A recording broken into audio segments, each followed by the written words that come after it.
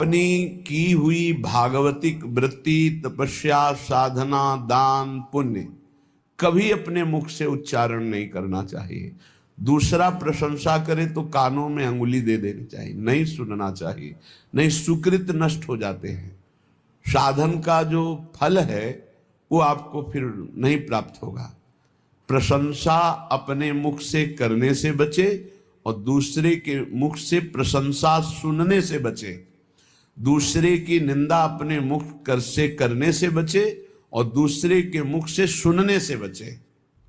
अपनी निंदा आनंद पूर्वक सुने, अपनी निंदा करने वाले का सम्मान करे, अपनी प्रशंसा स्वयं ना करे, दूसरा जो अपनी प्रशंसा करे उसका सम्मान ना करे। ये भागवतिक सिद्धांत बहुत उल्टा है। इसे जल्दी संसारिक प्राणी नहीं समझ पाते। सांसारिक प्राणी जो हमारे अनुकूल चले, प्रशंसा करे, हम उसको आदर देंगे, लेकिन भगवत भक्त ऐसा नहीं करेगा। अनुकूल चलने वालों के प्रति, प्रशंसा करने वालों के प्रति, प्रणाम नमस्कार करने वालों के प्रति उदासीन वृत्ति रहती है। अपमान निंदा करने वालों के प्रति प्रिय भाव रहता है। बिल्कुल उल्टा, बिल्कुल उल्टा। संसार में अपमान निंदा करने वाले के प्रति तिरस्कार भावना रहती है। सम्मान, प्रियता, अनुकूलता, इसके लिए फिर हृदय में आदर बुद्धि होती है। ओ ये तो बहुत अच्छा आदमी, ये है संसारिक भाव। परमार्थ बिल्कुल इससे उल्टा है। इसको धारण कीजिएगा। अपनी प्रशंसा कभी अपने मुख से ना करे। अपनी प्रशंसा जब कोई कर रहा हो दूसरा, तो कान में अंगुली दे दे, सुने ना। दूसरे की निंदा कभी अपने मुख से ना करे। कोई दूसरा कर रहा हो तो कान में अंगुली दे दे। अपनी जब कोई निंदा कर रहा हो तो प्यार भरकर सुनना चाहिए। कैसा लगता है? अपनी जब कोई निंदा कर रहा हो और हम प्रियता में भरकर सुने, भगवान की कितनी कृपा है, आज मुझे सहनशील बनाने के लिए कैसा सुंदर प्रयोग कर रहे हैं। हम मुस्कुराकर अपनी निंदा सुने, अपनी निंदा करने वाले का आदर करें, तब हमारे जो सुकृत होंगे, वो जितने अविद्यामय धाम हैं, मायाकृत लोकों को अविद्यामय कहते हैं। एक विद्यामय है, कैलाश, साकेत, वैकुंठपुरी, द्वारिका, ये सब दिव्य विद्यामय है। कह रहे हैं विद्यामय और अविद्यामय, इन सब से परे ये महाप्रेम में श्री वृंदावन धाम है। इस सब धामों का मूल वृंदावन का जो प्रेम रस है, ये बिना श्री जी की कृपा से नहीं मिलता। आपका वृंदावन आना, वृंदावन दर्शन करना, वृंदावन वास करना, सत्संग मिलना, ये केवल श्री जी की कृपा से है। अब विश्वास करो, जब श्री जी ने इतनी कृपा कर दी है तो वो मिलने वाली पूरी वृत्ति बना दी। अब मिलना बाकी है, ये आपको संभालना है। सबकी कृपा आपके ऊपर है, अब आपको अपनी कृपा अपने ऊपर कर लेनी है।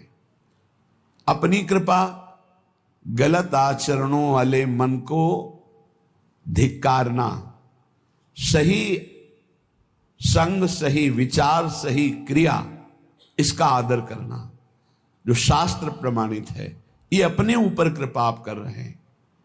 भगवान नाम जप करना, भगवान लीला गुणानुवाद, भगवत भक्तों के चरित्र, भगवत भक्तों का संग, दूसरों की परोपकार भावना, परहित भावना, इसका आदर करो। दूसरों का अहित, प्रपंच वार्ता, काम चिंतन, काम क्रीड़ा, ये सर्वनाश करने वाली बात, इसका त्याग करो। ये होगा अपने ऊपर कृपा करना। गुरु की कृपा हो गई, शास्त्र की कृपा हो गई, श्री जी की कृपा, अब अपनी कृपा बकाया रह गई। आप जो प्रमाद स्थिति में समय काटते हैं, ये अपने ऊपर कृपा कर लीजिए। देखो, बिना आसनों का अभ्यास किए कोई ऊर्ध्वरेता ब्रह्मचारी नहीं हो सकता। यदि आप आसन में नहीं बैठते हैं, कम से कम 2 घड़ी 48 मिनट, आप ब्रह्मचर्य रह ही नहीं सकते, कागज में लिख लीजिए चाहे दिमाग में लिख लीजिए, ये अनुभव गम्य बातें कह रहे हैं। आप प्राणवायु का संशोधन नहीं करते हैं, आप अंदर मंत्र नहीं चलाते हैं, तो आप ब्रह्मचर्य रह लें असंभव बात है। बिना किसी क्रिया के उसका पतन हो जाएगा।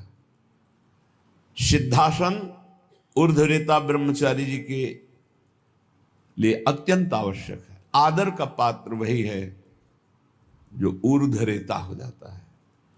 अगर सिद्धासन में नहीं बैठे तो ऊर्ध्वरेता की गुंजाइश ही नहीं है।